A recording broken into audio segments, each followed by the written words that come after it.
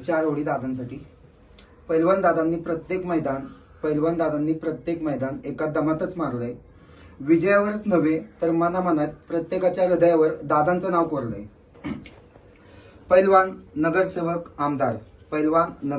आमदार अशा भूमिका साकारल्या खंबीरपणानं. आता मंत्रिपदही निभावणार दादा अगदी ताठ मराठी बाण्यानं.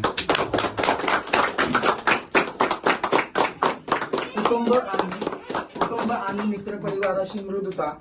जनतेसाठी मन भासे कोमल जणू.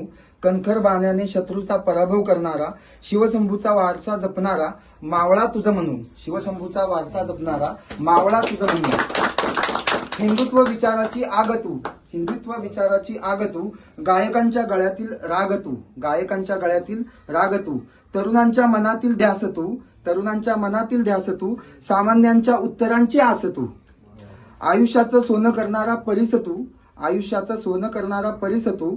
महाराष्ट्रातील साऱ्या आमदाराहून सरस तू.